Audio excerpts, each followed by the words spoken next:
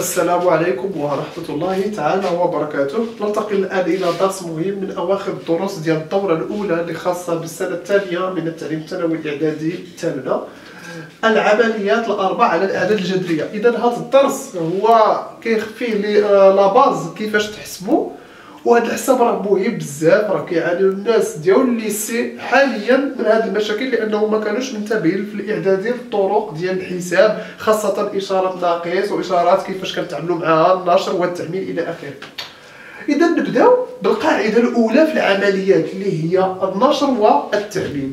اذا النشر والتعميل شفتوه في السنه الاولى الاعدادي، ما فيها باس نتذكروا شويه هذا النشر والتعميل شنو هو. باختصار، اذا كان لديك عدد ك مضروب في A زائد B وكاين عندك أقواس، فإنك تقوم بالنشر.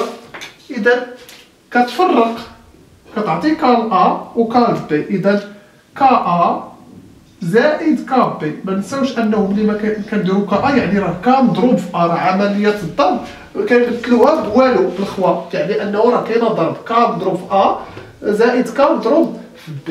إذا كذلك العكس، إلا عندك نفس العدد وبغيتي تعمل كتختار داك العدد المشترك بيناتهم، كتعزلو على برا وكدير القوسين. اذا من هنا حتى لهنا كيتسمى النشر، ومن المنحى المعاكس كيتسمى التعميل. نعطيكم مثال باش تفهموا اكثر. امتى كنفكر في النشر؟ ملي كنبغي نتخلص في الاقواس. مثلا انا عندي 1/2 بين قوسين ناقص 1/3 زائد 7/2. نختار لكم شويه الاعداد هكا باش تستافدوا. انا عندي هنا عمليه ضرب، ماشي بالضروره ندير فيه، راه خلاص الا درت غير قوس هنا راه كاينه ضرب، واش مفهوم؟ وعندي واحد العدد سالب زائد واحد العدد موجب. اذا هنا كندير النشر، كنعطي 1/2 مضروب في ناقص 1/3 وعاوتاني 1/2 مضروب في 7/2. اذا خصكم تنتبهوا هنا انه كتفتح القوس. اذا خلاص حنا كنديروا الاقواس باش ننتبهوا. اذا ما كاينش كاع لاش، اذا كنديروا 1/2 مضروب وكندير بين قوسين ناقص 1/3.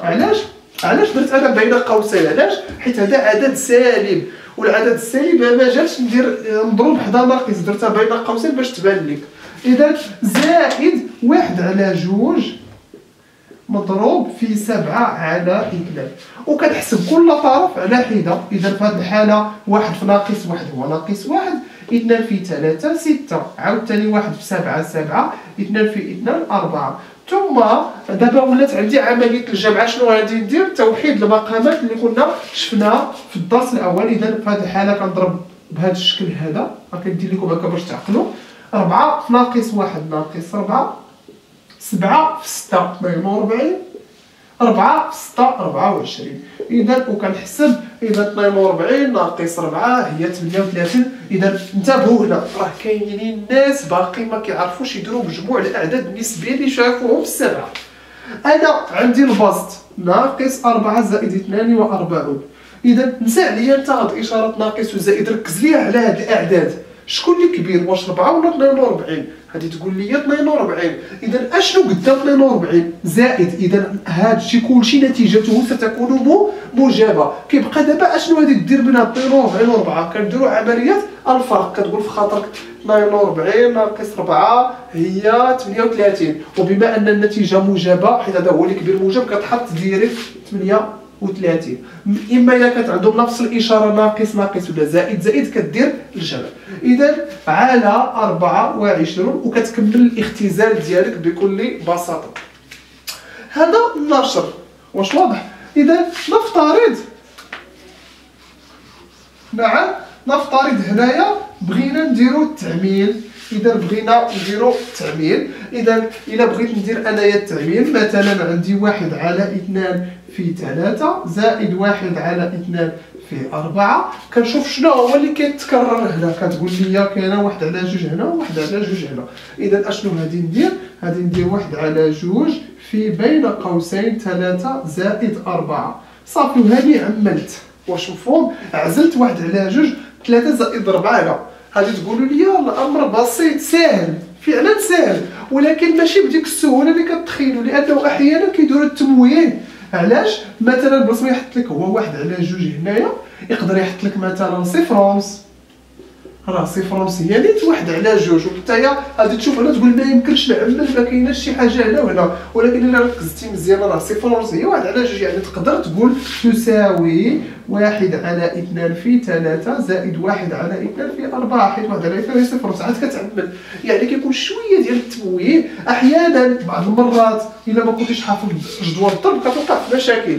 مثلا كيكتب لك 8 في 3 زائد مثلا 4 في 5، كيقول لك عمل، انت كتقول ليه ما يمكنش نعمل حيت ما يمكنش شي عدد كيتعاود هنا وكيتعاود هنا. لا، هو الا ركزتي مزيان راه 8 راه يمكن لك تكتبها على شكل ماذا؟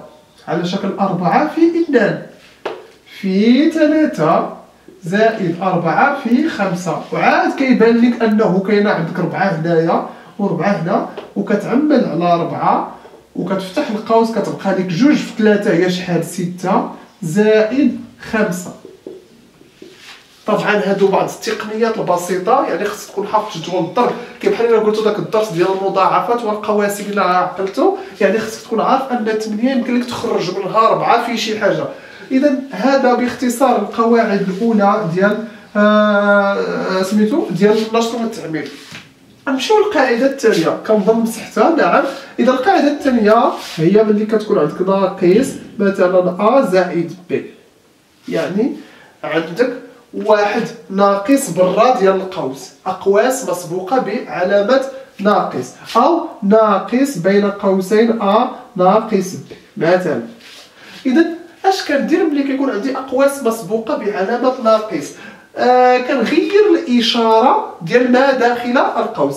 مثلا لاحظوا هنايا كي دايره الاشاره ديال ا شنو قدامها؟ تقول لي زائد، اذا اشاره ا موجبه، اذا كندير العكس ديالها كتولي ناقص ا. عاوتاني اشاره ب كي دايره موجبه، اذا كندير العكس ديالها هي ناقص ب، وكتسمى اقواس مسبوقه بعلامه ناقص. كذلك هنايا الا بغينا نطبقوا نفس القضيه كي دايره الاشاره ديال ا، شوف هنايا اذا هنا موجب، العكس ديالها سالبه كتحط ناقص ا.